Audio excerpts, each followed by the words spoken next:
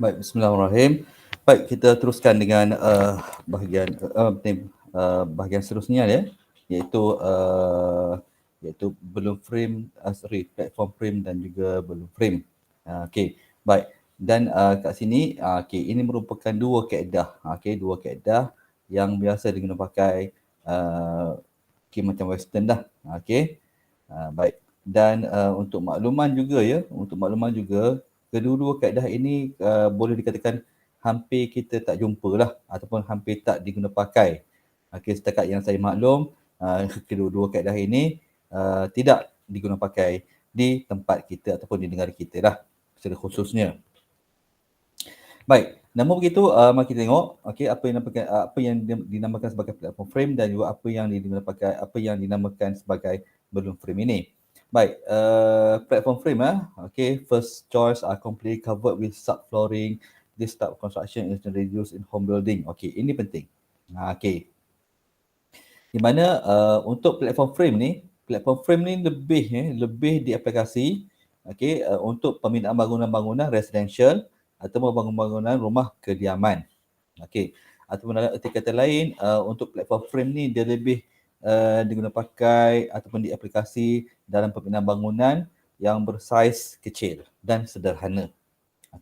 Ya, kiranya bangunan saiz kecil dan sederhana ni kiranya rumah kediaman ataupun residential tu termasuk sekali lah. Ataupun bangunan setingkat. Sangat-sangat digunakan pakai lah. This type of construction are easy to erect and provide a work surface at each floor level. Ini panggil each floor level.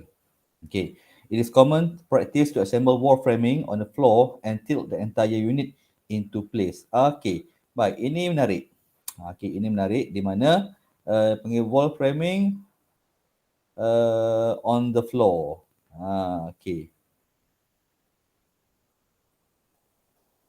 Jadi untuk kaedah platform ni, pertama untuk bangunan kediaman, kedua di mana dia punya kaedah pembinaan dia, macam pembinaan biasa kita tengok, dia akan buat level by level. Level by level maksudnya kalau bangunan rumah tersebut ada 2 tingkat, contohnya 2 tingkat bangunan, so dia akan siapkan level pertama, dan baru dia move on to level 2 ataupun level 1 yang level pertama, and then dia akan pergi ke level yang atas. So dia buat kerja level by level lah. Baik. Kemudian seterusnya ialah wall framing dia. Yang menarik tentang kaedah ini, dan bukan untuk platform je sebenarnya, dia balloon pun sama ni. Di mana kerangka dinding dia bina, dia bina maksudnya dibina bukan bersekali dengan struktur bangunan. Dibina asing. And then dibina pada permukaan tanah. Dibina maksudnya berasingan daripada struktur bangunan, and then dia angkat dan dipasangkan. Yang ni tak apa. Saya pun susah nak cerita macam mana ni. Nanti kita akan tengok video lah dan saya akan explain through the video nanti. Baik. So tapi yang penting sekarang ni ialah untuk platform frame ni, pertama dia 2 keyword kat sini ataupun 2 isi penting kat sini, rumah kediaman, and then dia kaedah pembinaan dia level by level. Itu kamu kena faham lah. Baik. Jadi ini contoh di mana penggunaan platform frame. So ini contoh rumah, dan apa yang saya maksudkan tu tadi ialah di mana contohnya dia ada 2 level, ini ground floor. Ini ground floor dan ini first floor lah kiranya. Jadi apa yang platform frame ni akan buat ialah dia akan settlekan semua bahagian pada bahagian ground floor ni dulu. Dia akan settlekan semua ni dulu. Semua ni siap, baru dia naik ke atas. Maksud saya, siap ni, lantainya siap, dindingnya siap, kemasannya siap, semua siap. Semua dah elok, baru dia naik ke atas. So, sebab tu nama dia platform. So, dia akan siap level by level, platform by platform. Pelantar, platform ni pelantar kan. So, pelantar by pelantar. Maksudnya floor by floor ataupun level by level lah. So, that's why the name platform came from lah. Okay, ni platform. Okay, baik. Dan untuk makluman, okay, yang ni untuk yang nombor 3 ni tadi, okay, common practice wall framing. Okay, di mana, okay, ini wall framing dia. Okay, ini wall framing dia. Okay, kejap, saya padam kejap.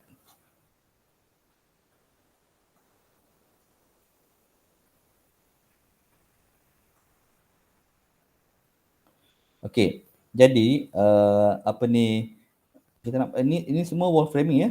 Okay, ni wall framing, ini wall framing, ini pun wall framing. Dan yang menariknya ialah di mana kita nampak tak macam tiang-tiang kecil-kecil ni, okay, tiang yang halus-halus ni. Okay, untuk makluman kamu, ini bukan tiang. Okay, even yang tepi ni pun ini bukan tiang juga. Okay, semua tiang-tiang yang halus-halus ni. Okay, itu memang normal punya kaedah ini. Sama ada balloon ke platform kan, kamu akan nampak kaedah tiang-tiang yang halus ni. Tiang-tiang yang halus ini akan berkombinasi dengan struktur-struktur yang lain. Dia akan membentuk kerangka dinding. Wall frame kita panggil. Okay, maksudnya nampak tak tiang yang halus ni, and then ini yang tegak. Ada juga yang baring. Nampak yang mendatar ni. Okay, atas dan bawah. Ini pun sama juga yang baring. Ini sama yang baring bawah ni. Okay. Yang baring bawah. Okay, yang baring kat atas ni. Okay, tak cukup dengan itu. And then dia ada macam kayu yang bersilang pula kat sini. Okay. Kayu yang bersilang pula kat situ. Okay, so all these components, okay, all these components akan menghasilkan, akan membentuk satu structure ataupun satu frame kita sebagai wall frame. Okay. Dan untuk kaedah ini, sama ada balloon ataupun platform, dia tak ada tiang. Okay. Struktur tiang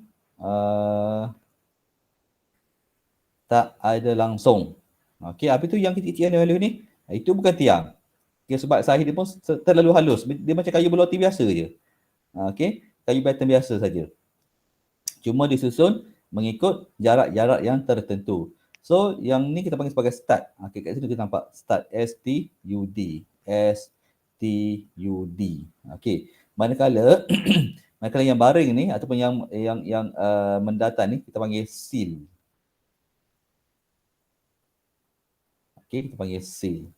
So, stud dengan seal ni, okay, berkombinasi akan menghasilkan wall frame.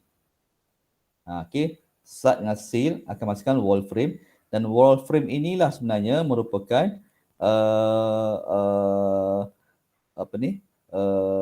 elemen terpenting. Okay, elemen yang terpenting dalam pembinaan platform frame. Begitu juga dengan balloon frame. Okay, wall frame ni sangat-sangat penting. Okay, baik. Dan memandangkan, okay, kita perasan kat sini, memandangkan dia tak ada penggunaan tiang, tidak ada penggunaan tiang, makanya wall frame ni lah, okay, akan menjadi akan menjadi elemen terpenting lah. Okay, sebab dari segi pengagihan beban, dari segi pembebanan, okay, wall inilah, okay, structure ataupun elemen inilah yang akan mengalirkan beban ni terlibat secara terus, okay, terlibat secara terus dalam pengagihan beban. Okay. So, dalam situasi, dalam keadaan biasa, okay, tak apa. Okay, apa ni, terlalu laju, Okay, saya pergi susul dulu. Jadi, baik, sampai situ dulu. Okay, makna kata kombinasi wall dengan kombinasi stud and seal ni akan menghasilkan wall frame, yang mana wall frame ni akan menjadi struktur yang paling utama dah dalam reka bentuk ataupun dalam pembinaan secara platform ni. Balloon pun sama juga. Okey. Baik. Dan kerana dia ditambah lagi kerana tidak ada penggunaan sebarang tiang. Okey, dalam dia punya pembinaan. Okey. Beam pun sama. Dia tidak ada penggunaan beam dalam dia punya reka bentuk ini. Okey. Baik. Jadi seterusnya kita pergi pada kaedah yang kedua, iaitu balloon frame. Okey, balloon frame dia sama key point kat sini saya nak highlight kejap. In two-story building which brick exterior wall balloon frame reduces variations in settlement of framing. Balloon framing reduces distortion in door and windows opening. The requirements in longer studs is difficult in direction purposes and reduce the popularity of the system. Okay, baik. Jadi pertama, pertama kaedah ini, kaedah ini untuk balloon ni dia lebih sesuai untuk bangunan big scale. Big scale building.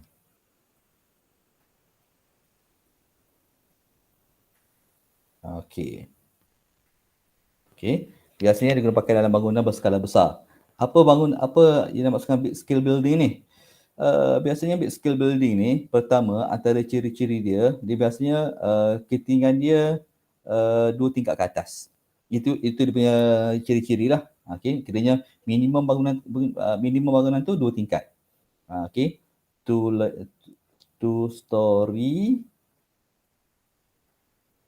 up. Biasanya. Dan dia biasanya big scale building juga, dia melibatkan community building. Apa maksud bangunan community ni? Contoh bangunan untuk kegunaan orang ramai lah. Pertama sekali macam dewan lah, dewan orang ramai. Kan dulu-dulu punya ada dewan yang dibina daripada kayu. Contoh dewan orang ramai yang dibina daripada kayu. Itu sebab untuk kegunaan orang ramai kan. Yang kedua ialah gudang-gudang. Gudang-gudang. Contoh kalau macam kebun-kebun, ladang-ladang lah. Di ladang tempat mereka nak simpan dia punya hasil-hasil tuaian tersebut, dia nak simpan kat mana? Dia akan simpan di gudang-gudang dia. Dan gudang tersebut dia sama juga sebenarnya dengan dewan tu. Pun dibina daripada kayu. So dia merupakan satu struktur yang besar lah. Dan juga tinggi. Kemudian mungkin juga sekolah-sekolah, bangunan-bangunan sekolah. Kan? Bangunan-bangunan sekolah pun kita consider sebagai komuniti juga. Sebab untuk kegunaan orang ramai lah. Bukan untuk kegunaan persendirian. Jadi dia sebenarnya sama je sebenarnya, sekolah ke, dewan ke, gudang ke, kan? Sebab gudang pun, dewan tu pun boleh dijadikan gudang kalau dia kosong, ataupun dewan tu pun boleh dijadikan sekolah, beberapa kelas kita boleh buatkan dalam tu. So dia pendek kata kat sini, keyword dia ialah untuk bangunan yang besar lah. Baik. And then kemudian apa lagi yang saya boleh simpulkan kat sini? Baik. Yes. The requirement in longer starts is difficult in direction, purposes and reduce the popularity of the system. Kat sini juga dia nak bagi tahu yang mana antara compare to platform frame, balloon frame ni kurang digemari. Ataupun kurang diguna pakai lah, ataupun kurang diaplikasi. Tapi hanya untuk bangunan-bangunan tertentu. Yelah, bukannya hari-hari orang nak bina gudang kan, bukannya hari-hari orang nak bina sekolah. Tapi kalau macam rumah tu mungkin hari-hari orang boleh orang akan bina rumah. Sama ada rumah baru ataupun tambahan struktur untuk rumah berkenaan. Sebab tu dia sangat kurang popular. So kita tengok dia punya rangka dia macam mana. Ini contoh balloon. Betul ke Encik? Macam gambar tadi Encik, saya tak salah gambar sebab kat sini pun tulis balloon. Memang sebiji. Kan? Tak ada beza apa pun macam tadi kan? Baik, tak apa. Kalau macam tu kita cuba letak side by side cuba kita cari dia punya perbezaan nama benda antara dua-dua ni. Hampir tak ada beza. Kan? Hampir tak ada beza. Baiklah, kalau siapa mata yang tajam tu sikit, dia akan nampak lah. Yes, dia akan nampak ni. Dia structure ni. Dia seolah-olah macam beam. Tapi saya bagi tahu kat kamu ini bukan beam lah This one, pertama. Compare dengan yang bahagian sini. Dia seolah dia ada. Dia ada benda ni tapi macam dia terkedalam. Baik. Pertama, itu perbezaan dia. Yang kedua mungkin kamu nampak yang ni lah kot. Di mana nampak tak macam kayu melintang pada dinding ni. Yang bawah ni dia sama je. Sama. Kan, betul? Dia sama je.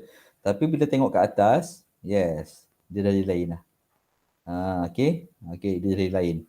Baik. So, jadi apa nama kayu ni ya? Kalau macam contoh saya cakap tadi, yang tegak tu yang ni panggil stud, yang ni kita panggil seal. Yang melintang ni apa pula nama dia ni? Okay, yang melintang sebenarnya saya susah nak cerita lah, di mana sebenarnya dia ada banyak nama. Dia banyak nama. Tapi tak apalah, in case for standard kita untuk standardkan semua, kita namakan benda ni sebagai stiffener lah. Okay, stiffener, penguat. Okay, so dia ada banyak nama. So kat bawah pun ada stiffener, yang kat atas pun ada stiffener juga. So bila kita compare dua stiffener ni, beza dia untuk balloon. Okay, bila sampai balloon, stiffener yang kat atas ni dia macam V. Okay, baik. Yang bawah ni dia sama dengan balloon, dia sama dengan platform, V terbalik. Tapi bila atas ni, untuk platform dia maintain je V terbalik dia. Okay, tapi bila untuk balloon, bila naik ke atas, V dia jadi macam V betul lah. Okay, itu biasanya yang kedua, yang biasa orang nampak. Okay, ada lagi beberapa. Okay, yang ni saya nak kamu beri perhatian sebelumnya lah. Nampak tak start ni? Kan, okay, nampak tak start ni? Okay, yang saya highlight kat sini, start. Baik, start ni, okay, dia mengikut ketinggian level tu lah. Contoh kata kalau ni katalah ini 5 meter. Okay, so dia punya start 5 meter lah. Okay, same goes juga dengan atas ni. Contoh kalau kata dia pun 5 meter, so dia akan follow je 5 meter juga ketinggian. Alright. Baik. Nampak dia naik. Okay, samalah dengan start lain pun. Dia akan naik and then dia berhenti. Okay. So tu nama dia platform. Dia akan berhenti and then dia siapkan kerja-kerja kat bawah ni. Okay. Baik, terlupa pula nak cerita. Apa nama struktur yang nombor 1 ni, Cik? Okay, apa nama dia structure ni? Pun sama juga. Saya pun ada jadi masalah lah nak cerita. Okay, dia ada banyak nama. Ada panggil fire stopping. Okay, ada panggil macam-macam lah. Okay, baik. Jadi, tapi apa-apa hal pun dia bukan beam. Okay, dia bukan beam. Kerja dia bukan nak menanggung beban. Tidak. Okay. Jadi, baik. Saya ambil satu nama yang senang kita nak ingat. Okay, separator. Okay, separator. Pemisah. Kenapa pemisah? Okay, dia memisahkan level ground floor dengan level first floor. Dia pemisah. And then separator ni, bila bangunan tu siap nanti, untuk platform ni, bila bangunan tu siap, separator ni akan jelas kelihatan. Okay. Okay, baik. Kemudian, manakala untuk platform, untuk balloon, separator dia macam dia di bahagian dalam. Di bahagian dalam. Jadi bila bangunan ni siap nanti, kita tak nampak separator dia tu. Okay. Jadi untuk bangunan platform ni, kita boleh tengoklah dari luar kita tengok, bangunan ni 2 tingkat. Sebab kita boleh nampak separator dia dengan jelas. Okay. Namun begitu, untuk bangunan yang balloon ni, kita tak boleh nak agak lah. Okay, bangunan ni 2 tingkat ke ataupun bangunan setingkat. Kadang-kadang ada bangunan setingkat tapi dia tinggi. Kan? Jadi yang ni ataupun memang dia 2 tingkat. So it is hard for us to determine whether it is 1 story or 2 story building lah for balloon frame punya construction. Okay. Okay, patah balik pada start tadi, okay, yang mengikut dia punya ketinggian bangunan, okay, untuk balloon. Tapi untuk platform dia ikut ketinggian level dia. Tapi untuk balloon bagi start, okay, dia akan naik terus. Nah, tengok sini dia terus naik sampai ke atas. So nanti dalam erti kata lain, dia akan mengikut, okay, ketinggian bangunan secara keseluruhan, height. Okay. Kalau contoh ni 10 meter, katalah 10 meter. So setiap start dia ni akan naik 10 meter secara terus ke atas. Okay. Faham ya? So dah itu antara ada lagi beberapa tapi saya nak highlight 3 perbezaan yang utama lah. Pertama separator dia, yang kemudian dia punya stiffener, yang ketiga dia punya start, dia punya ketinggian lah. Okay. Baiklah. Jadi seterusnya, mari kita tengok in detail sikit lagi . Okay. Fastening. Sebelum tu. Okay, sebelum tu. Sekali lagi. Okay. Dah berserabut sangat ni. Biasa padam dulu. Right. Biasa padam semua.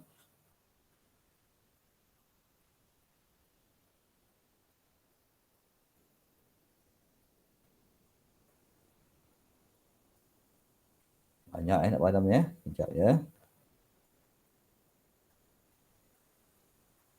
Okey, baik. Jadi, whether it is platform or whether it is balloon frame, okey. Baik, persamaan dan ketara antara dua-dua kaedah ini ialah di mana, okey, tidak ada penggunaan tiang, okey. So there are no columns. Okey, and okey ingat and number dua, yeah, also there are no beams involved in the construction. Dia tak ada beam okey, untuk kaedah ini dia dua-dua kaedah ni dia tak ada kolom, dia tidak ada beam. Okey. Jadi apa cerita sekarang ni ialah di mana kiranya beban daripada bumbung ni akan ditransfer terus, okey, akan bergerak ke bawah disebabkan oleh tekanan graviti dan akan ditransfer terus ke tiang. Akan ditransfer ke terus dinding dia ni. Okey, transfer terus ke dinding. Okey. Akan transfer ke terus ke dinding sebab tak ada kolom untuk menanggung beban tersebut dan tidak ada beam untuk menanggung beban-beban daripada atas. Maksudnya dia direct ke dinding, daripada bumbung direct ke dinding. So dalam situasi begini, dalam situasi begini, dinding tersebut akan menerima beban tu secara direct, secara terus daripada bumbung ataupun daripada atas. So kat sini situasi dia mewujudkan situasi load bearing wall. So all the wall, semua wall-wall yang terlibat ni, adalah load bearing wall, dinding menanggung beban. Dinding yang menanggung beban. Tu saya kata berulang kali tadi, dalam kaedah western ni, whether it is platform or balloon, struktur kerangka dinding dia merupakan bahagian yang paling utama dalam bangunan berkenaan. Sebab dia menanggung beban. Kalau dinding ni mengalami kerosakan, kalau dinding ni sengit, kalau dinding ni dia tak stabil, so keseluruhan bangunan tersebut akan berada dalam keadaan yang bermasalah lah. Keseluruhan bangunan tersebut tidak stabil sebab bahagian yang paling penting tak stabil kan. Bahagian yang menanggung beban tu tak stabil. So bahagian-bahagian lain dalam bangunan akan turut tak stabil jugalah. So kerangka dindingnya sangat-sangat penting. Dan kerangka dinding tersebut terbentuk daripada dua komponen yang utama iaitu seal dan juga stud. Ni stud, yang bawah ni seal. Yang bawah ni seal. Diperkuat lagi dengan apa kita panggil sebagai stiffener tu tadi. So that's why explain why balloon frame and platform frame, the wall related to platform frame and balloon frame are categorized as load bearing wall. Sebab tidak ada sebarang beban. Sebab tidak ada kolom and beam. Baik, dia dalam keadaan biasa, contoh saya bagi contoh. Ni tiang bangunan. Ini tiang bangunan. Ni beam dia. Ni beam bangunan beam, tiang. And then kita ada bumbung kat atas. Bumbung kat atas. Jadi, beban daripada bumbung tu nanti, beban daripada bumbung akan ditransfer ke beam. Dan beam pula akan transfer ke tiang dan tiang akan bawa ke foundation di bawah. Baik. Jadi, so yang terlibat dalam pengalihan beban iaitu beam dan juga tiang. So ada dinding yang tengah-tengah ni. Yang dinding kat tengah-tengah tu langsung tak terlibat apa-apa dalam penanggungan beban. Dia hanya menanggung beban berat badan dia sendiri saja ataupun dalam arti kata lain dia buat hadir sendiri saja. Yang teruk-teruk tanggung beban daripada bumbung ialah beam and column. So bila ada jenis dinding yang buat hal sendiri macam ni, kat situ berlakunya kategori dinding non-load bearing wall. Yang mana ini jelas dapat kita lihat dalam pembinaan bangunan moden sekarang ataupun dalam pembinaan bangunan kayu jenis tradisional. Yang tu nanti next punya video saya akan explain. So apa-apa hal pun yang dua-dua ni akan saya dah yang bahagian sini saya dah explain dah kenapa dinding untuk platform dan juga balloon ni dalam kategori load bearing wall. Harap jelas yang tu ya. Baik, dan sebelum kita teruskan untuk bahagian fastening ni, mungkin saya rasa ada satu video yang ada menunjukkan kaedah pembinaan ni. Secara betul lah sekejap saya share dulu. Okey, sekejap ya.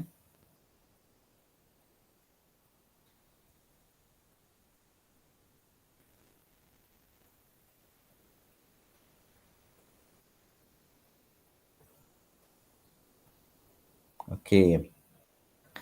Okey, baik. Video ni saya rasa takkan ada bunyi ni sebab saya share through through Gmeet ni, tak apa. Saya akan explain, saya akan stop mana-mana yang patut. Nak explain. Okey, kat sini kita boleh nampak Okey, saya harap boleh nampak saya punya arrow ni. So, kita boleh nampak ni yang tegak-tegak ni, ni semua start lah. Start. Okey. Yang tegak-tegak ni semua start.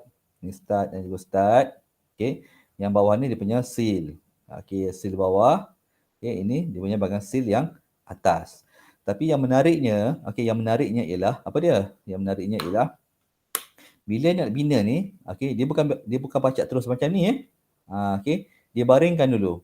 Okey, seal dengan start ni dia baringkan dulu and then kemudian dia didirikan and then baru dipacakkan pada lantai. Okey. Baik. Dan sebelum tu, baik. Sebelum tu saya dah explain dah. Whether it is balloon or platform frame, kedua-duanya akan melibatkan penggunaan ataupun wujudnya situasi load bearing wall load bearing wall. Baik, bila situasi macam ni berlaku, dia akan efek kepada foundation. Dia akan efek kepada types of foundation yang sesuai untuk digunakan pakai. Baik. Jadi untuk load bearing wall punya design, foundation yang paling sesuai digunakan pakai adalah dua. Sama ada pertama strip foundation asas jalur ataupun rough foundation asas rakit. Dua jenis foundation ini sangat sesuai untuk digunakan pakai ataupun dikombinasikan dengan load bearing wall punya design. Okey. Baik, kenapa? Cek balik nota lama. Ini cerita Pak Wan punya. Yang ni saya pasti, ini cerita Pak Wan. Okey. Kenapa kenapa load bearing wall sesuai kenapa strip footing ataupun strip foundation sesuai untuk load bearing wall. Begitu juga dengan rough foundation. Kenapa dia sangat sesuai untuk load bearing wall punya design. Okey, dia sangat-sangat relate dengan aliran beban dan juga pengagihan beban. Sekata dari atas ke bawah. Okey. Baik, dan dalam kes ini, kita boleh nampak dengan jelaslah. Okey. Kita boleh nampak penggunaan strip foundation digunakan pakai untuk bangunan ini. Okey, ni rumah ni. Okey, bila kita tengok kat lantai dia, dia macam dia tak rata dia terjungkit sikit ke atas. Okey, so ini menaikkan ini strip foundation lah, asas jalur digunakan pakai. So all the load bearing akan letakkan di atas jalur berkenaan. Okey. Ataupun kita akan tengok dalam video, there are so much video dalam YouTube tu, you boleh tengoklah nanti. Okey. Kaedah-kaedah ini di-apply macam mana. Dan juga ada video nanti kamu akan tengok di mana lantai dia flat je, kosong je, licin je, maksudnya sama level, rata je dia punya lantai.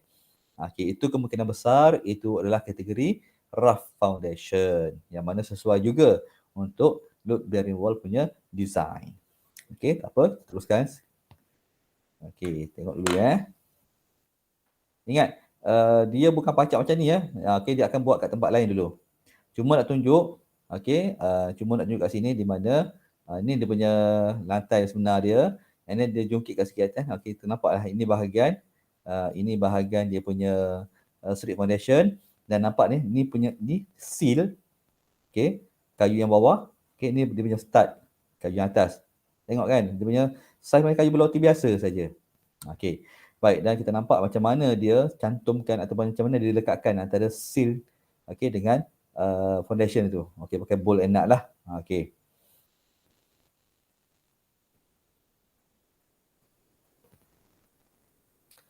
Okay, as we go along. Baik. Tak apa, dia punya sound tak apa. Guna pakai sound saya pun dah mencukupi. Okey, panjang pula ada cerita kat sini. So, and then kamu perhatikan kamu perhatikan sekeliling, mana ada tiang? Tak ada tiang langsung. Okey.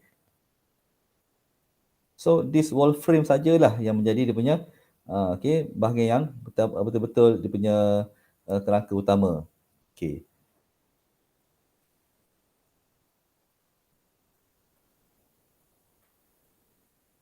Okey, inilah yang saya maksudkan di mana wall frame tadi ataupun seal dengan stud tu tadi dipasang ataupun dibaringkan dulu. Okey, and then barulah dia didirikan, okey, membentuk satu frame yang besar. And then barulah dicantumkan pada ataupun diikat ataupun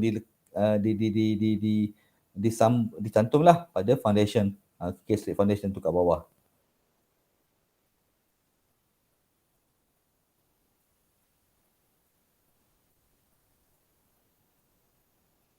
Okey, baik. Dan salah satu advantage bila kita guna pakai kaedah sama ada platform ke balloon ni ialah di mana ataupun bila kita guna pakai kaedah seal dengan stud ni, okey, ialah di mana penjimatan dari segi ataupun dia memudahkan okey, pembinaan untuk uh, pemasangan tingkap dan pintu. Itu dia punya ni, dia jimatkan masa sebab secara automatiknya, okey, dengan susunan-susunan yang tertentu, okey, di mana dia buat siap-siap dah, dia akan terbentuk siap-siap dah, okey. Frame untuk tingkap, frame untuk pintu. Okey, dan tangan sekarang ni yang ditunjuk ni, okey, ini frame tingkap dia. Tingkap tak ada lagi tapi frame-nya dah ada. Okey, disebabkan oleh, okey, dah ada start dia, dah ada start ya, yang tegak ni dan juga ada seal. Ini pula ada pula start yang kecil-kecil kat bawah ni. Kan? Itulah konsep dia. Anything yang tegak macam ni kita panggil start. Okay, anything yang baring macam ni kita panggil seal. Okay, so dia dah siap dah frame. Maksudnya tak perlu ada frame baru, tak perlu. Okay, cuma perlu pasang saja nanti. Okay, so dia akan jimat masa sikit lah. Okay, baik. Okay, itu. Okay, ni frame untuk pintu.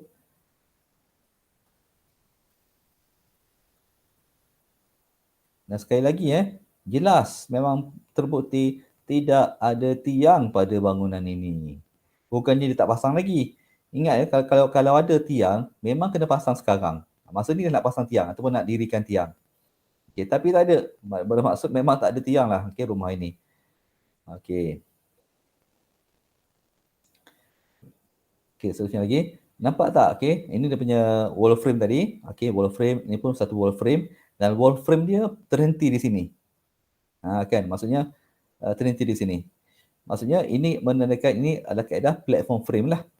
Okay, platform frame maksudnya dia akan siapkan level by level apa ni platform by platform. Itu maksud dia. Ini petanda dia lah. Dan nampak yang melintang kayu melintang ni, okay, dia buat siap-siap dah. Okay, dia punya stiffener tu tadi. Okay, and then bila dah siap yang bawah ni semua, and then baru dia naik ke atas, dia ulangi proses yang sama juga. Okay, maksudnya sebelum dia naik atas ni, dia akan siapkan dulu kerangka lantai. Kejap lagi kita akan tengok kerangka lantai. Kerangka lantai, and then dia akan buat pula wall frame ke atas, di atas lantai tersebut. Tetapi namun begitu, ada juga di mana design, sesebuah design yang mana dia kombinasikan platform frame dan juga balloon frame dalam satu bangunan. Okay, maksudnya dalam satu bangunan tersebut ada parts yang guna pakai kaedah platform. Okay, ada parts pula yang guna pakai kaedah balloon. Itu agak menarik.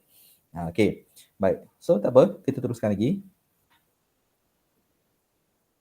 Kan, tak ada tiang kan? Okay, main-main pacak-pacak macam tu je. Okay, macam main-main je. Kan? Setahu kita bila dia pacak-pacak ni, tak kuatlah dinding tu. Bergoyang-goyang lah kan? Okay, bergoyang-goyang lah dia punya dinding tu. Okay, tapi sebenarnya tak. Bila dia cantum semua sekali, dia akan membentuk, boleh dikatakan satu struktur yang agak kuat lah. Okay, baik. Kat sini, sekali lagi, okay, tangan dia ni betul-betul membantu. Jadi, dia tunjuk ke arah rumah yang bersebelahan dia. Ini kawasan perumahan. Okay, ini kawasan perumahan ni. Design rumah hampir lebih kurang sama je. Okay, baik. Jadi, dia nak tunjuk kat sini, ketinggian rumah dia, dia bentuk rumah sama dengan rumah jiran dia ni. Hampir, dia punya design. Rupa tu mungkin lain sikit lah, tapi basic design dia hampir sama lah dengan rumah jiran kat belakang ni. Okay, jadi dari segi ketinggian, dari segi saiz, hampir sama.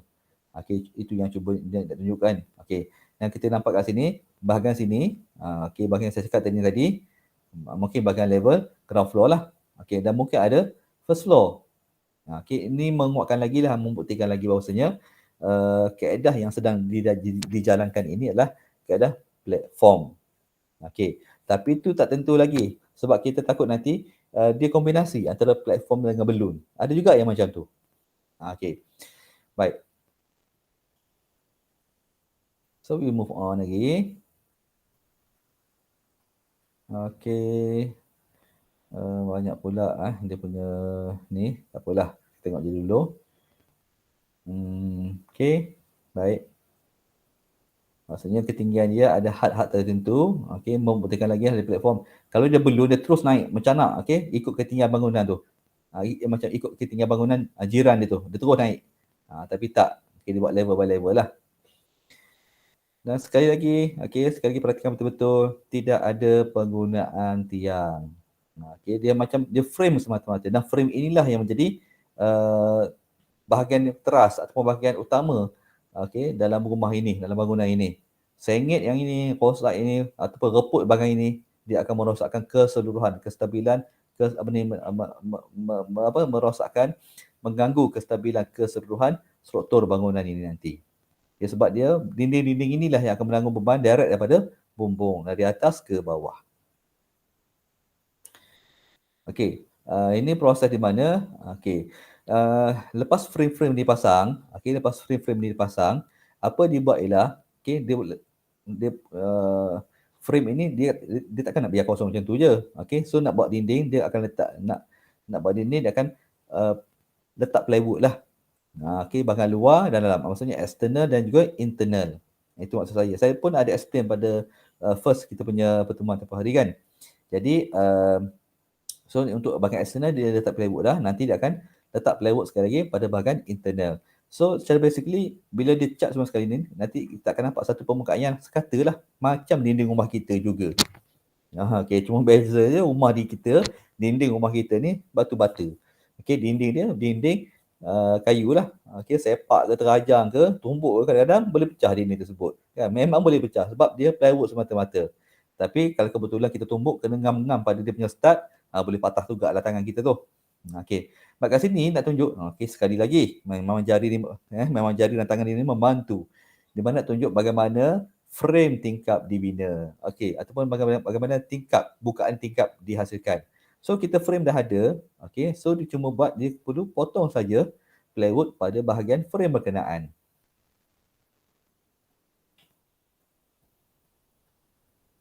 Okey, dah siap. Siap satu tingkap. Frame dah ada, makanya perlu pasang dia punya cermin sahaja. Okey, begitulah dia punya cerita. Baik. Jadi persoalan juga, ada juga persoalan. Kenapa dia tak letak terus plywood untuk bahagian dalam? Okey, eksternal dah letak plywood dah ataupun dinding luar dah siap, dah pasang.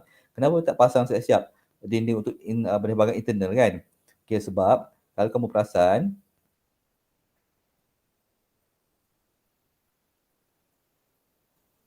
okey, kalau kamu perasan ni, dia ada gap. Dia ada gap. Nak perasan tak dia ada gap kat sini, ada gap kat sini.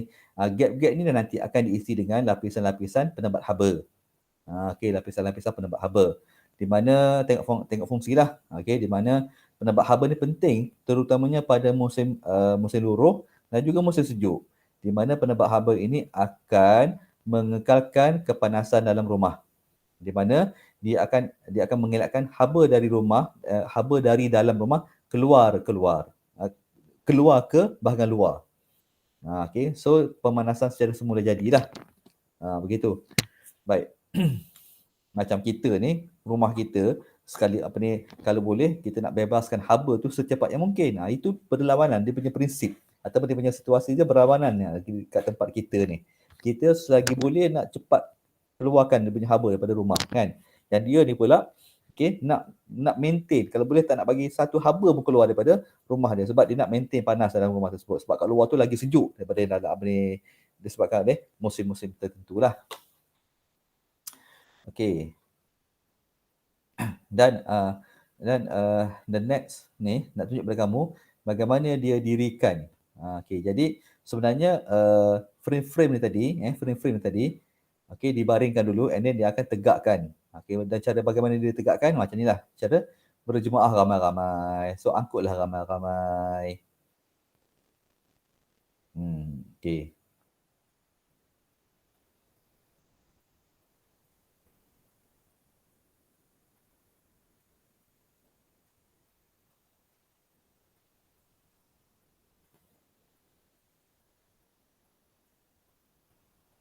Okey.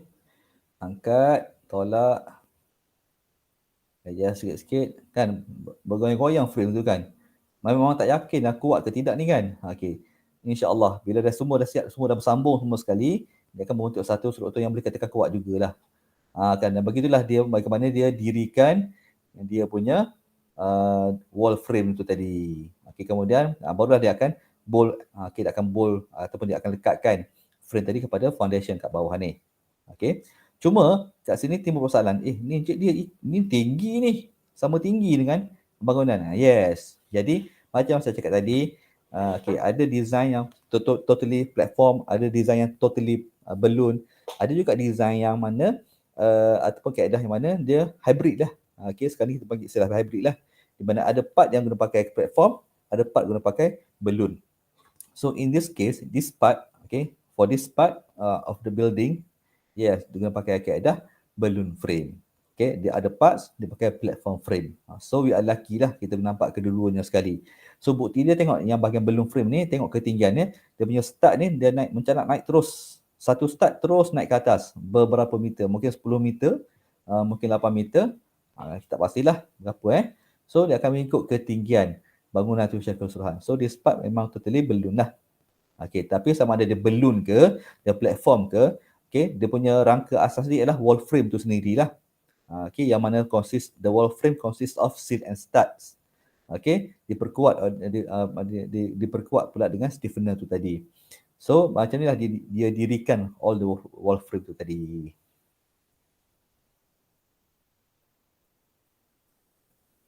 Okey. Okey, so video ni dah habis. Alright, settle satu bahagian Baik. Baik, jadi kita patah balik kepada nota tadi. Okey. So saya kena buka window baru, window lain lah ni. Patah balik kepada window tadi sekejap ya. Right. So, bila berbicara berkenaan dengan ni, so kita kena bincang juga, kena discuss juga dah dengan dia punya apa kita maksud sebagai fastening. Okey, dia punya pelekatan tu macam mana dia dipasang, macam mana dia dicantumkan, komponen-komponen tersebut dicantumkan macam mana, apa gaya dia, apa kaedah dia. So tak lain tak bukan, biasanya kalau paku kita pakai paku. Kalau kayu kita pakai paku lah. Okey. So paku ni dia macam-macam. Okey, paku ni dia macam-macam jenis, macam-macam saiz. Okey. Tapi untuk makluman kamu je, ini just for your information lah. Nail ni sebenarnya, okey, Nail.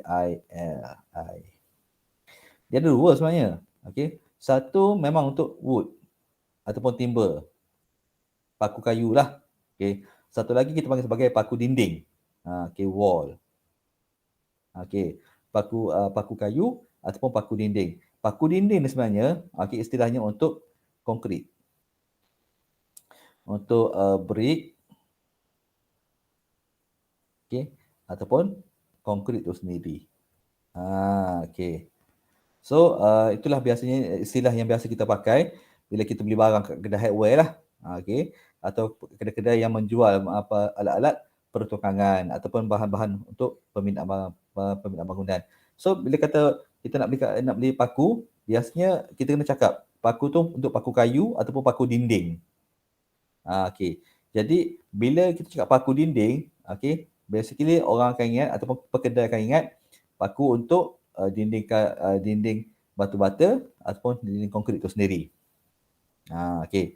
Jadi kalau kamu memang nak paku kayu, kalau kata kamu memang nak paku pada bahagian dinding kan, dan dinding kamu memang dinding kayu, okey. Okey, kamu nak paku dinding dan dinding kamu memang dinding kayu, memang kebetulan kamu duduk rumah kayu, okey. So tak perlu cakap nak beli paku dinding. Okey, cakap terus nak beli paku kayu. Okey. Baik. Sebab apa? Sebab okey, dia punya saiz dia berbeza-beza. Okey, dan dia punya kekuatan dia berbeza-beza.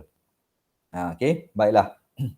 Jadi boleh aja kalau macam kamu beli paku dinding ni, nak paku pada dinding kayu, boleh aja, tapi harga dia mahal sikitlah. Itu je dia. Okey, harga dia mahal. Jadi basically ini antara size paku yang ada lah. Okay. Dan ini kalau tak silap saya, ini paku untuk common wire nail. Okay, biasanya istilah wire nail ni untuk paku dinding lah ataupun paku kayu. Okay, untuk paku kayu lah. Dan apa beza dengan paku dinding? Biasanya paku dinding ni dia diameter dia lagi besar. Ni 10, 9, 8 semua sebenarnya. Ini dia punya diameter lah. Okay, dia punya diameter. Okay, diameter dia lebih besar dan dia punya badan dia lebih kecil lah. Okay, sebab nak dapatkan impact yang kuat. Okay, itu beza dia. Dan satu lagi, cara pemakuan. Tengok contoh ni, contoh dua kayu yang kita nak cantumkan. Dua kayu yang kita nak cantumkan. Okay, satu kayu, dua kayu kat bawah ni. So, dia tak galakkan untuk kita paku secara 90 degree. Okay. Better untuk kita paku segong, iaitu 30 degree. Okay. Yang 90 degree ni lekat juga, kuat juga. Okay. Tapi bila 30 darjah, kita pakai yang 30 darjah, kesan ataupun dia punya efek tu lagi kuat. Okay, lagi suka kita nak cabut balik okay, kita punya paku tu sebab dia dah berikat kuat dengan kayu. Sebab cengkaman dia lebih kuat bila kita buat segong 30 degree. Itu saja. Okey. Seterusnya, foundation. Okey, baiklah. Untuk foundation ni ya, saya dah cerita dah tadi kan. Okey. Baik, untuk kata bangunan yang jenis macam ni, biasanya, okey, sebab biasanya kategori dia punya foundation, straight foundation ataupun rough foundation sebab kesan daripada penggunaan load bearing wall tu tadi. Okey. Jadi kalau dinding tu sebut load bearing wall, kita pakai pad foundation. Okey. Dia akan mengakibatkan pengagihan beban yang tak sekata pada tanah nanti. Okey, tak sekata. Sebab pad foundation ni dia biasanya di hujung-hujung. Okey, satu point. Macam tu, kan? Jadi walhal kita punya dinding load bearing wall ni dia beban dia sekata sepanjang-panjang dinding. Okey. Jadi bila beban turun ke bawah, okey, beban ni sepatutnya dialirkan ke beban ini sepatutnya pergi ke foundation. Tapi memandangkan pad foundation ni dia hujung-hujung macam ni, okey, point A, point B. Okey, so dinding pada bahagian hujung sajalah yang dapat mengalirkan beban ke foundation. Okey, bagaimana pula dengan beban pada bahagian lain? Okey, sepanjang AB tu tadi. Okey, tak tahu ke mana. Okey, so berlakunya kita nak keseimbangan di situ. Okey, melainkan okey bila kita pakai straight foundation kan dia memanjang, dia sepanjang-panjang tu, sepanjang-panjang dinding lah. Jadi kita ada dinding kat atas, bawah tu pula ada foundation. Okay. So all the beban daripada dinding terus pergi ke foundation. Okay. So foundation tersebut menerima beban direct daripada dinding tu tadi. So daripada foundation dia terus alirkan ke tanah. Okay. So aliran dia jadi cantik lah.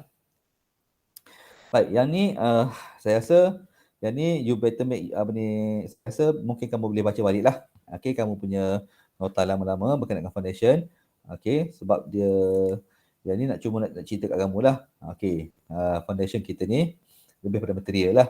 Okay, biasa kita jumpa sekarang ni kita pakai concrete foundation lah. Sama ada pad foundation, okay, kita pakai concrete ataupun street foundation pun kita pakai concrete sekarang ni. Even sama juga dengan rough foundation pun kita pakai concrete juga. Okay, namun begitu sebelum wujud yang concrete, memang wujudnya wood foundation. Okay, tapi sekarang ni kita tak pakai lagi dah sebab kita tahu kalau kayu ni memang tak tahan lama. Okay, baiklah. So tapi dulu sebelum terjumpa yang konkret ni, makanya wood foundation lah yang diguna pakai. Dan sebelum tu antara zaman antara sebelum antara wood dengan konkret ni dia ada satu zaman dia panggil brick. Okay, bricks.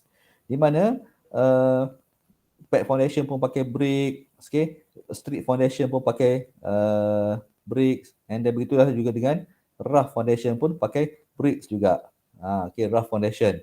Kalau pad foundation tu bentuk segi empat tu, dia akan susun batu-bata, dia akan mampat betul-betul, dia akan susun dan dia akan ikat batu-bata lah, membentuk pad foundation. Begitulah juga dengan strip foundation. Dia akan susun batu-bata berkenaan, okey, sepanjang-panjangnya, okey, membentuk satu dinding lah dalam tanah tersebut untuk memastikan strip foundation untuk bangunan berkenaan. Okey, menggunakan pakai batu bata. Begitulah juga dengan rough. So dia akan melibatkan penggunaan batu bata yang banyaklah. Okey. Jadi lepas tu barulah kita jumpa konkrit. So konkrit take over. Okey, take over wood, take over bricks tu tadi. Okey. Tu je. Okey, foundationnya tetap sama juga. Apa ni? Pad, strip, rough. Okey, and then beberapa lagi lah. Okey. Tapi perkembangan penggunaan material tu, okey, zaman-zaman dia tu. Okey. Baiklah. So concrete foundation ni saya ingat kamu boleh baca sendirilah. Jadi walau bagaimanapun kamu akan tengoklah banyak foundation kat sini. Jenis apa? Jenis strip dan juga rough lah diketengahkan kat situ. Begitulah juga dengan timber. Okey, pun jenis rough juga ataupun jenis strip. Baik. Seterusnya, protection against termites and decay. Itu inilah, okey, bahagian yang seterusnya protection. Okey, protection. Against apa? Termites ataupun serangga and decay, perebutan disebabkan oleh kelembapan tu tadi. Okey, kat sini dia nak cerita antara konsep apa yang guna pakai ataupun kaedah basic kaedah apa yang dipakai. Approved pressure treated or naturally durable wood species are used. Okey. Baik. Jadi bagaimana kita nak memastikan kayu yang kita guna pakai tersebut okey, selamat dan juga tahan lama.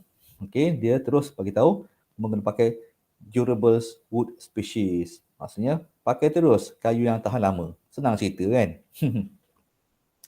Nah, sebab itulah kita tengok dulu pemilihan rumah ni, pemilihan kayu tu penting. Okey, kayu cengal, kayu merbau dan seterusnya. Tapi satu info yang saya dapat, antara kayu-kayu yang boleh tahan lama ni ialah kayu jati lah di antaranya. Okey. Yang kayu jati ni sangat-sangat mahal. Antara kayu-kayu lain. Dan secara semula jadinya kayu jati ni tidak digemari oleh anak-anak. Sebab dia menghasilkan satu bau yang kurang enak pada anak-anak. So anak-anak akan menjauhi kayu jati ni. Tapi sayangnya tapi saya tak pernah dengar lagi lah setakat ini. Okey, rumah kayu, ataupun rumah kayu lah, rumah tradisional pakai kayu jati. Okey. Sebab apa? Sebab mungkinlah antara sebabnya kayu jati ni sangat-sangat mahal. Okey. Cuba kita tengok dia punya perabot pun dah mencukupi dah. Okey, contohnya satu kerusi, kerusi kayu daripada kayu jati. Kerusi simple je, sesimpel-simpel kayu. Okey, ataupun sesimpel-simpel design. Harga RM2,000. Kerusi, bukan kursi apa? Macam kursi meja makan. Macam tu lebih kurang kan? RM2,000. Okey. So kalau kursi dah macam rupa itu, kita boleh bayangkanlah kalau kos untuk bina satu rumah kayu daripada kayu jati. No wonder lah. Jadi kita tak jumpa lah rumah bina daripada kayu jati. Okey. Baik. Jadi pertama kita kena pakai kayu yang tahan lasak lah. Okey. Kemudian using impervious moisture barrier. Okey. So antara kaedah untuk kita perlindungan dari segi untuk kelembapan. Jadi kita guna pakai impervious moisture barrier lah. Okey. Kita menggunakan lapisan. Okey, bahan-bahan untuk lapisan kalis lembap. Kini lapisan kalis lembap. So kat sini dia tak cerita, lah jenis-jenis macam mana. Okey, so dia bagi tahu bahan apa. So rupa macam mana. Bahan kalis lembap ni macam mana, nak balut ke, nak spray ke, nak cat ke, nak apa ke, itu terpulang. Okey. So yang penting benda yang kita spray, benda yang kita cat, benda yang kita balut tu, bahan dia adalah buat bahan moisture barrier. Okey. Kemudian install approved thermostat protection against termite attack. So untuk serangga pula apa yang kita buat ialah tak bukanlah. Okey, panggil pest control je lah senang cerita kan. Ataupun kita buat inspection secara berkala ataupun kita tabur siap-siap lah. Okey, dia punya racun tu, okey. Mengikut timeline ataupun mengikut duration yang telah ditetapkan. Mungkin setahun sekali, mungkin 6 bulan sekali. Okey, kita buat letak racun ke ataupun terus panggil pest control je lah. Okey, untuk memastikan rumah kita tu selamat daripada serangga-serangga perosak. Okey. So apa bahan-bahan, apa benda yang dimasukkan dalam pest control atau bahan racun tersebut, itu you boleh cari sendirilah. Bentuk dia macam mana, rupa dia macam mana. Okey, ada yang bentuk macam macam bentuk sabun, just letak je kat lantai, macam tu. Okey, ada yang kena spray. Okey, so yang tu saya tak dapat tunjuk kat sini lah. Yang tu kamu explore sendirilah. Okey, there are lots of information about protection against termite and decay ni dalam Google dah senang. Okey. Jadi kamu nak tahu lebih banyak, nak tahu lebih lanjut, okey, kamu boleh Google sendirilah. So saya kat sini bagi dia punya method je saja. Okey. Baiklah. Seterusnya kat sini kita boleh nampak kita boleh nampak kat sini contoh-contoh lah contoh-contoh struktur kayu yang mana mungkin yang dah mengalami kerosakan ataupun yang akan mengalami kerosakan. Okey, yang pertama kat sini kita nampak, okey, satu kayu nampak macam tak elok lagi. Elok lagi kayu ni. Tapi dah ada dah nampak putih-putih macam ni. Kan? Okey. Bila kita nampak putih-putih macam ni, ini tanda-tanda lah di mana dah ada gangguan ataupun ada kehadiran. Menandakan ada kehadiran anak-anak pada struktur rumah berkenaan. So, yang putih-putih ni apa? Cakap putih-putih ni anak-anak, bukan anak-anak. Ini laluan anak-anak. Anak-anak ni dia akan bila nak bergerak, okey, bila nak bergerak, dia akan membuat laluan. Dia macam terowong dia lah. Okey, memudahkan pergerakan dia. Dan untuk makluman, anak-anak ni satu serangga yang sangat sensitif terhadap terhadap cahaya. Sangat-sangat sensitif. Okey, so dia nak bergerak. So untuk mencapai matlamat sedemikian, makanya dia binalah terowong dia. Okey, yang dalam ni. Sebab bila kita korek, bila kita pecahkan ni, kita nampak kosong je, dia satu macam rongga je. Memang untuk laluan anak-anak lah. Dan ada setengah-setengah spesies anak-anak ni memang buta. Okey, buta terus. Jadi bagaimana dia bergerak? Berpandukan kepada dia punya antena lah. Okey, dia punya sesungut tu. Okey. Jadi apa-apa pun dia sangat sensitif terhadap cahaya. So ini so dengan adanya benda ini, makanya kita boleh faham okey, rumah tersebut okey dah ada kehadiran anak-anak. So yang ni pula kita nampak dah okey di mana kesan daripada adanya anak-anak. Okey, anak-anak ni bila dia hinggap ataupun dia tinggal dalam sesuatu struktur kayu, okey, dia akan merosakkan struktur kayu tersebut dari dalam. Kadang-kadang kita nampak macam kain okey lah. Okey, nampak cantik, masih lagi cantik lah. Tapi bila kita ketuk, berongga. Ataupun bila kita ketuk, terus pecah. Contohnya. Pecah-pecah tengok ada rongga. Rupanya dalam tu dah berlubang macam ni. Sebab anak-anak tu sendiri, dia akan mengorek. Okey, dia punya kayu tersebut, okey, makin dalam. Okey, so lama kelamaan, yang tinggal cuma rongga saja dalam tu. Baik, yang seterusnya gambar yang seterusnya pula, ini kesan daripada hasil daripada kayu yang terdedah kepada kelembapan. Apa dia? Memang kayu lembap lah. Bila kayu lembap, kita nampaklah dia punya kesan basah tu. Kan hitam-hitam ni kesan basah lah ni. Bukannya bila kita pegang, penyek keluar air. Itu dah span. Ni kayu. Okey. Jadi, warna hitam ni dah cukup menunjukkan kepada kita, dia memang lembap. Maksudnya kandungan air memang banyak dalam kayu ni. Kita tak ada sampai menitik-nitik air tersebut. Kan? Tapi kita boleh faham. Okey. Kandungan air dah mula take over the body of the timber tu lah. Okay. Dan bila dia lembap macam ni, tu saya kata dia akan menarik ataupun dia akan menggalakkan pertumbuhan lumut, kulat, algae dan sebagainya. Yang mana semuanya bersifat parasit. So parasit ni nanti dia hinggap and then dia akan serap zat-zat. Okay, zat-zat daripada kayu tu sendiri. Dah lah kawan-kawan ni dah badan dia penuh air kan.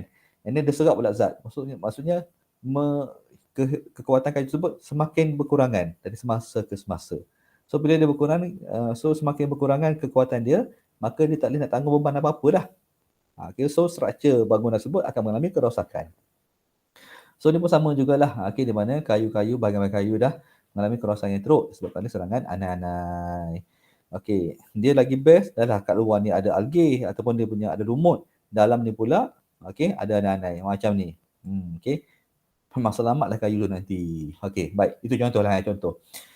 Kemudian, okay, terus kita tengok kepada floor framing untuk okay, antara komponen ataupun elemen utama dalam pembinaan rumah kayu ni dia punya rumah kayu, bangunan kayu ni adalah dia punya lantai.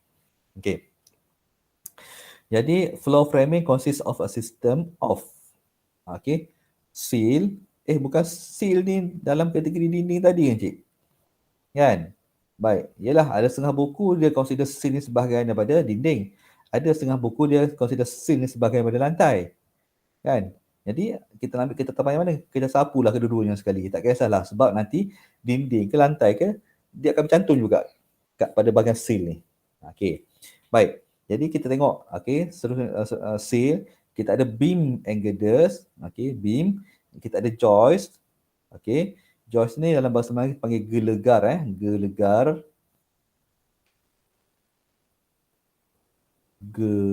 Gelegar. Beam bahasa Melayu dia panggil rasuk. Rasuk. Rasuk tu je. Momok tu ke? Bukan, itu rasuk juga. Ini rasuk beam. Okay. Baik, and then kita ada bridging. Okay, bridging. Bridging ni pun kita boleh panggil, kita boleh consider sebagai alat-alat stiffener jugalah, tapi untuk lantai. Okay, stiffener untuk lantai. Bridging, jambatan ni cik, dia hampir macam jambatan, fungsi dia macam jambatan, menghubungkan antara satu joint dengan joint yang lain. Okay, dia bersifat macam jambatan, tapi rupanya bukan jambatan lah. Okay, tapi dia punya lebih kepada stiffener lah. Okay, stiffener kepada struktur lantai itu sendiri. So, ketiga barang ini, okay, kita ambil tiga utama lah. Okay, sama untuk platform ke, untuk balloon ke, okay, dia applies. Okay, tapi untuk rumah kayu tradisional, okay, kat tempat kita ni, okay, kita cuma ada dua saja, iaitu beams and joists. Okay, begitu. Dua je. Kita tak ada bridging untuk rumah kayu. Okay, itu tak apa. Okay, kita settlekan dulu dengan bahagian western dulu. Baiklah. Jadi, apa dia? Seal on foundation, seal on pier. Okay, tak apa. Biarkan dulu. Jadi, seperti mana video yang sudah saya tunjukkan tadi, kita faham seal tu, okay, dia satu struktur kayu juga, tapi dia tak bahagian bawah. Okay, bahagian bawah. Kat sini, saya lebih suka nak tunjuk, figure. Okay, figure 14. Jadi kita nampak lah, ni foundation. Okay, ni foundation. So ini stick foundation lah, asas jalur.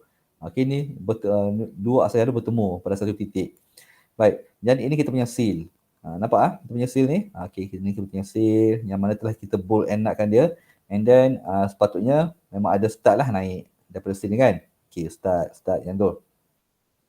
Jadi di manakah lantai dia? Okay, lantai dia akan bersambung, akan bersambung pada bahagian seal ni juga. Nanti begitu. So that's why ada setengah rujukan akan mengklasifikasikan seal ni sebahagian daripada lantai. Ada setengah pula mengklasifikasikan seal ni sebahagian daripada dinding. Okay, so it depends lah. Okay, kita boleh ambil kedua-duanya sekali, tak ada masalah. Okay, contohnya macam ini. Okay, ambil figure 16. Saya suka bagi contoh figure 16 ni lah. Okay, di mana ni kita punya street foundation lah sebenarnya. Jadi, ini kita punya start, punya seal. And then start dengan steel ni, dia kan wall. Betul. Okay, wall frame. Habis tu, okay. Jadi, nampak tak joist kat sini? Okay, joist. And fire stopping. Fire stopping ni, apa nak kata Okay, fire stopping ni, dalam arti kata lain, dia boleh jadi beam jugalah. Floor beam nak maksud saya, floor beam. Floor beam. Jadi floor beam dengan joist ni dia sebahagian daripada lantai. Okay, tapi tengok dia cara dia pasang pada seal. So that's why dia consider okay. So seal ni sebahagian daripada lantai. Pula. Okay. Jadi it depend lah. So kita tidak ada masalah lah betul. Okay, yang tu kita tak ada masalah. Kita layankan aja lah So you nak consider dia sebagai wall, sebahagian pada kerangka lantai pun boleh. Nak consider sebahagian kerangka dinding pun boleh, tak ada masalah. Nak sebahagian kedua-duanya pun boleh, tak ada masalah. Okay, so that's why lah. Okay, kenapa dia buat macam tu. Baik, kemudian tengok pula. Okay, ini dari segi design lah. Okay, ini salah satu design yang kita dapat jumpa. Di mana nampak tak kombinasi seal. Okay, kombinasi seal dengan stud. Okay, akan membentuk kerangka dinding keseluruhan. Okay, tapi ni menarik design dia ni. Kenapa? Kamu tengok ya. Okay, kamu tengok kat sini. Di mana, perasan tak dia punya joist. Okay, joist ni. Okay, joist dia ni. Joist dia berada di bawah seal. Okay, ni seal. Joist di bawahnya. Kan? Tengok pula yang atas ni.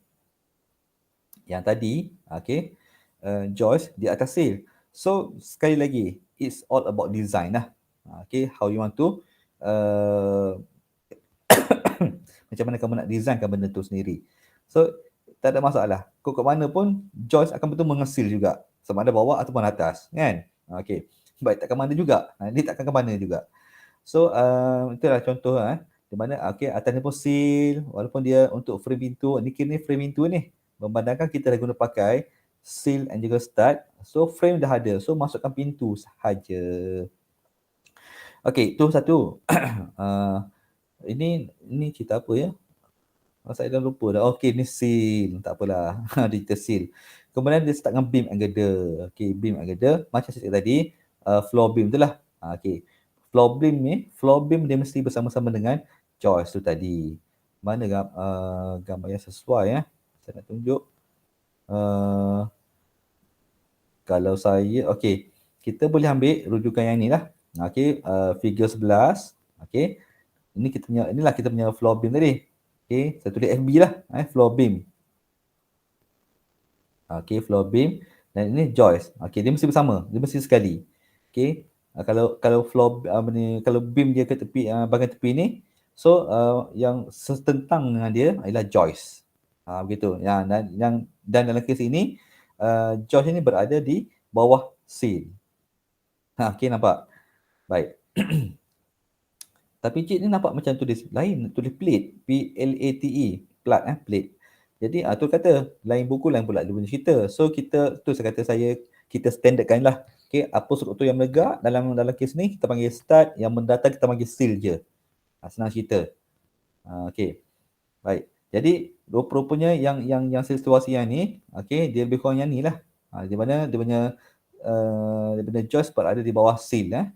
Okay, joistnya berada di bawah seal. Sama lebih kurang cerita yang ini. So mungkin nanti kat mana dia punya beam cik? Mungkin beam dia beam dia akan kat bawah ni. Lintang kat sini. Okey. Kat sini akan ada dia punya floor beam nanti bawah ni. Okey, right lah. tak payah lama. Okey, joist okey sudah. Okey, joist. Joist gelegar joist maksudnya gelegar. Okey, di mana apa fungsi gelegar ni sebenarnya? Okey, apa fungsi joist ni sebenarnya? Joist ni fungsi dia ialah di mana, okey, ingat ya, mula-mula dia floor beam. Okey, macam ni. Gini. Lepas tu, dia punya joist, dia mesti setentang Okey, setentang macam ni. Okey, macam tu lebih kurang. Okey, setentang. Okey, maksudnya ni FB, ni FB, floor beam. Ni joist. J. Jadi pentingnya joist ni ialah di mana dia akan menyediakan permukaan untuk perletakan timber board, papan lantai. Papan lantai akan kita baringkan di atas joist tadi. Okey, kita susunlah. Okey, kita susun satu papan. Satu. And then ambil papan lain, susun kat atas ni ataupun paku kat atas dia, tutup. Okey, so satu lagi papan, letak pakukan dia. Okey, so papan-papan ni kita panggil sebagai floorboard. FB juga. Payahnya high kan. Floorboard. Okey. So bila kita dapat bila joist ni dia sekata, okey, dia sekata and then dia jarak dia sama antara satu sama lain. So dia menyediakan permukaan yang rata lah untuk peletakan timber board tu tadi. So nanti semua-semua ni, okey, ni di joist timber board akan diletakkan di atasnya. Sekeping papan kayu, paku. Sekeping. Sekeping lagi paku atas ni. Paku. Sekeping lagi paku kat atas ni. Paku. So kita boleh berpijak di atasnya. So jadi papan lantai kat atas tu. Okay, and then nak tutup, letak kapek. Selesai masalah. Ataupun kadang-kadang setengah design tu saya nampak, okay, dia letak floorboard and then dia ambil plywood, dia tutup keseluruhan. Nampaklah macam sekeping lantai yang sekata. Okay.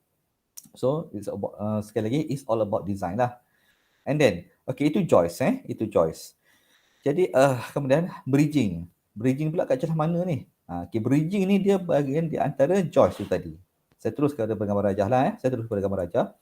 Di mana ini bridging, ini kita punya joist. Okay, nampak joist ni. 1, 2, 3. Ini semua joist.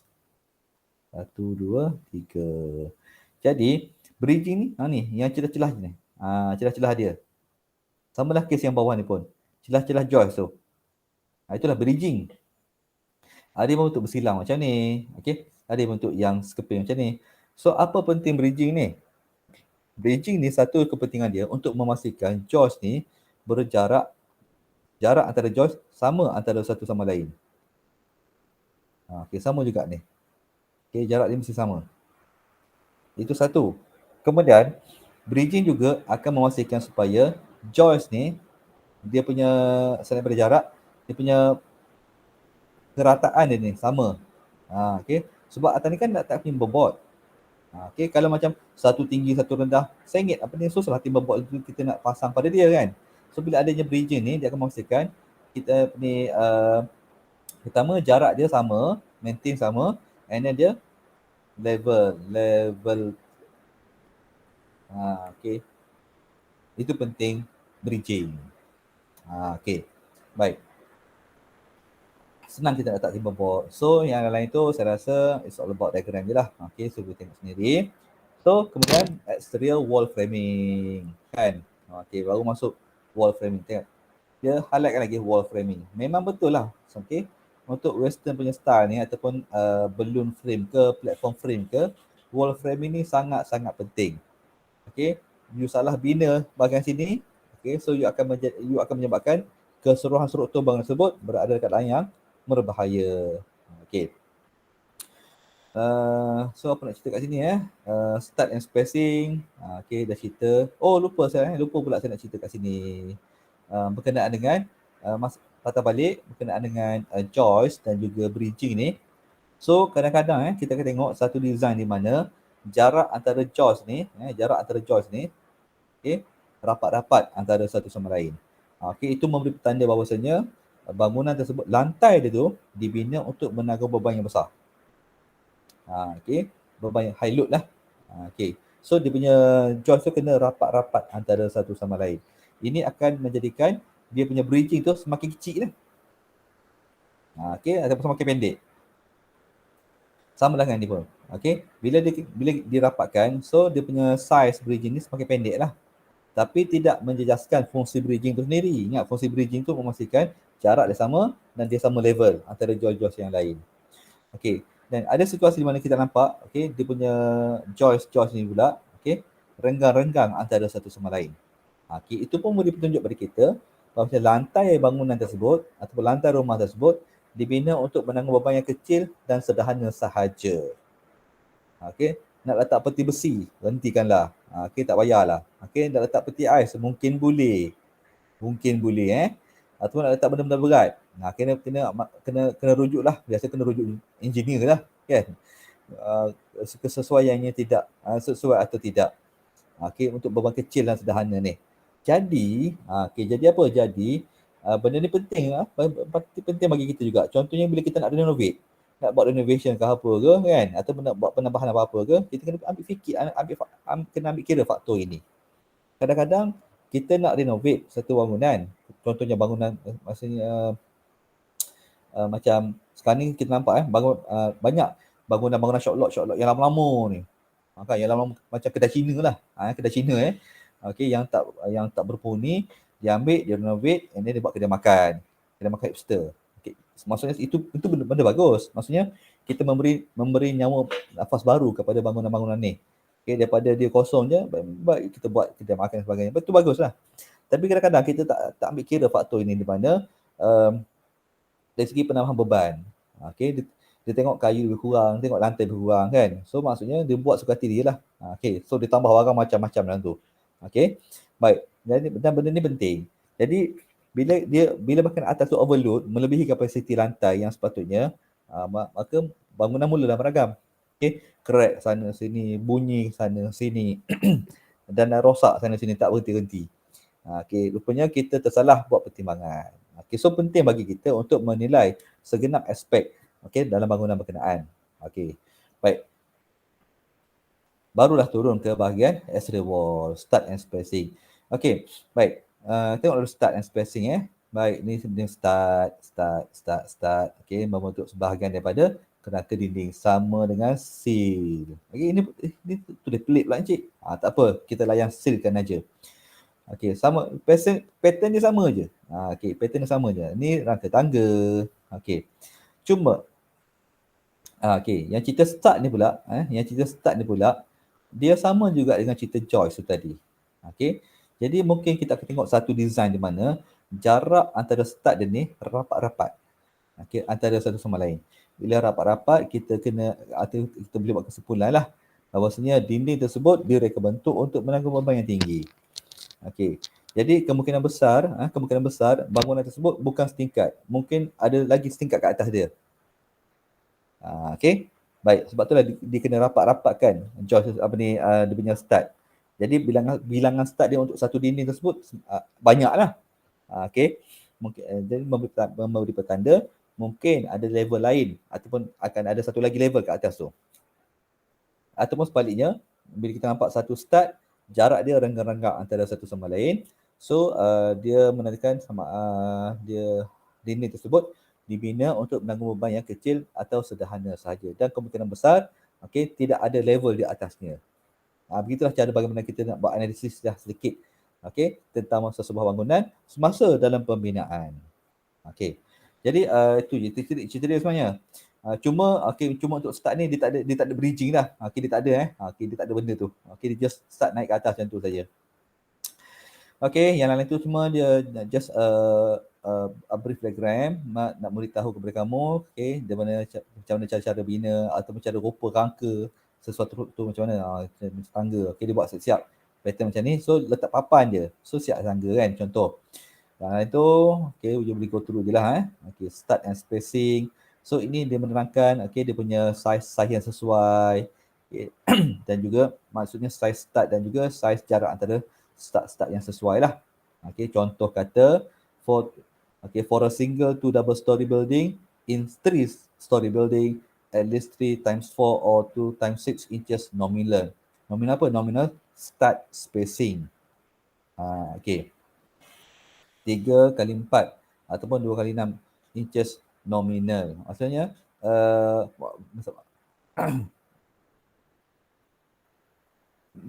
minta maaf spacing dia 16 inci. Maksudnya jarak antara start dan size start tu sendiri 3 kali 4 atau 2 kali 6 inci ikut kereta rentas. Ni inch, dia pakai inci dah pula kat sini. Alright, tak ada masalah pun. Yang lain tu jadi sekali lagi memang tidak ada penggunaan tiang lah dalam bangunan seperti ini. Jadi kadang-kadang kita akan nampak macam pada bahagian bucu. Maksudnya dia punya size start dia tu banyak tebal. Boleh consider sebagai tiang? Tak boleh consider sebagai tiang. Sebab walaupun nampak tebal pada bahagian bucu ni contohnya, dia tetap kombinasi antara beberapa start. So dia tak boleh nak samakan dengan sebiji tiang, tak boleh. Dia tetap start juga. Biasanya kita jumpa macam ni bahagian pertemuan bucu lah. Contohnya segi empat macam ni, bangunan segi empat. So kat sini mungkin ada pertumpuan beberapa start. Kat sini pun penumpuan beberapa start. Samalah bucu-bucu lain pun. Penumpuan beberapa start. Walaupun begitu, setiap start ni dia tak boleh consider sebagai satu tiang. Tak boleh. Dia tetap start yang bercantum. External wall opening. Buka apa di dinding je lah untuk pintu, tingkap. Saya kata kaedah macam ni dia menjimatkan masa lah sebab frame tu dah siap. Cuma perlu masukkan barang saja. Maksudnya peletakan cerminnya ataupun peletakan daun pintunya sahaja. So yang ni ambil contoh figure 45 contoh figure 45. So you rasa dia punya kaedah platform ke belun? Platform ke belun. Yes, sepatutnya platform lah. Sebab kita nampak apa? Kita nampak dia punya separator ni jelas ketara separator. Yang mana even bila dia letak kemasan dinding pun macam plywood plywood and then dia cat elok cantik kat sini. Yang ni masih lagi dia revealkan ataupun dia dedahkan. Nak tunjukkan pada kita bahasanya bangunan ni 2 level. Dan ni atas ni mungkinlah dia tutup pakai plywood and then dia cat. Nampak cantik semua kan. This part still dia akan tonjolkan. So apa lagi? Saya rasa yang lain ni semua gambar banyak betul gambar macam ni. exterior wall opening sama dah juga okey, dia punya buka-buka pada dinding dah. Okey. Pintu, tingkap dan juga mungkin bahagian-bahagian panggil sebagai air vent lah kat atas ni. Okey. Lubang udara. Wall sheathing. Okey, sekali lagi wall sheathing. Okey, sheathing also means finishes. Oh, bukan ni simbol dia. Kita letak simbol dash atau finishes. Okey. Baik. Shifting. Ingat, bila eja berkata ini, make sure huruf semua bilangan dia cukup. Hilang 2-3 huruf, dia akan bermaksudnya lain. Lain terus. Okey. Baik. Jadi sebenarnya dia wall shifting ni dia sama dengan finishes. The word apa ni, dia punya perkataan sama. Tapi US suka guna pakai term shifting. Okey. UK suka guna pakai finishes. Itu je beza dia. Dan US pun suka yang tu juga. Okey. Yang shifting tak ada tak cukup huruf tu. Okey, yang faham, yang tak faham buat tenang Baik. So make sure you aja dengan bilangan huruf yang betul. Kemasan dinding. So dinding tu nak pakai dinding apa? Contoh. Okey. Kat sini kita nampak dah kemasan dinding dia. Dia pakai floorboard je. Floorboard pula. Timberboard saja. Timberboard. Papan kayu saja. Sama dengan lantai. Lantai pun pakai timberboard juga. Apa ni? Okey, tak apalah, faham ni lah tu. Kan? Dinding pun dia pakai timberboard juga. Okey. Baiklah. So macam-macam design Okey, ni contoh timberboard lah. Ada yang dia melintang macam ni, ada yang tegak macam tadi. Okey, so terpulang. Okey, and then satu lagi, okey, ni pun timberboard juga tetapi dia menarik. Okey, sebab size dia buat segi empat sama. Okey. Yang dipanggil sebagai shingle. Okey, shingle ruler. Tidak, ni shingle ni dia S-H-I-N. Bila dan shingle ni pun sekali lagi jarang kita jumpa kat tempat kita ni, biasanya pada negara-negara barat lah ataupun negara-negara empat musim, dan biasanya pakai kayu tersebut, kayu yang khusus lah. Biasanya kayu cedar ataupun pine lah, di mana kayu ni dia sangat tahan lasak lah. Macam mana je pine ni? Sekejap pine, P-I-N-E, kayu pine. Kayu ni memang tahan lasak dan memang tahan air lah. Dan sangat oleh itu dia sangat sesuai untuk dijadikan sebagai kemasan pada dinding. Sebab dia direct matahari, direct pada air juga. Okey. So sesuai lah. Next, yang lain sama saja, interior partition. Yang ni saya rasa sama juga ni. Banyak gambar rajah ni. Dan juga sedikit cerita pasal kerangka-kerangka bumbung. Yang ini lagilah saya tak nak sentuh yang bumbung ni sebab kamu dah belajar part 2 tempoh hari. So make your own revision Collar beams. Okey, ini semua pasal bumbung ni. Okey, valley rafter, hip rafter. Oh, ini semua rafter ni semua cerita pasal bumbung Okey, so roof shifting atau kemasan bumbung pun sama jugalah. Okey. So boleh bacalah nota-nota yang lama. So maknanya kata saya pun boleh skip lah ni. Baik. Protection of sidings ni apa maksud dia? Okay, protection siding corners. Saya rasa ni tak perlu sangat. Di mana perlindungan pada bahagian bucu lah. Okay, ni mostly wood sidings at corners, butt joints, door and window trim are protected by an application of water repellent preservative applied as spray of brushing before painting is applied. Maksudnya kata macam ni lah. Siding sih maksudnya dia mana-mana bahagian yang bertumbung. Okey, mana-mana bahagian yang bertumbung macam ni. Contoh ni satu bucu dan ini dia punya dinding dan pertemuan antara dua kemasan dinding. So siding sih maksudnya kadang-kadang kemasan pertemuan ni dia ada rongga dan rongga ni akan membuatkan air dia boleh masuk. So kena buat some protection lah to this part lah supaya tidak ada berlakunya kemasukan air ke dalam bangunan. Itu saja. Ataupun kemasukan kelembapan. Flooring, okey, bla bla bla bla dan selesai. Alhamdulillah. Okey, habis. Sudah. Okey. Kita punya bahagian pertama, okey, untuk timber structure ataupun timber building. Okey. Let's take 5. Memang take 5 lah sebab lepas ini the next video nanti kita akan terus masuk bahagian kedua iaitu timber building, timber structure tapi local punya design ataupun local punya application. Okey. So kita akan sambung kepada kita akan sambung pada video yang seterusnya nanti insya-Allah. Baik, assalamualaikum.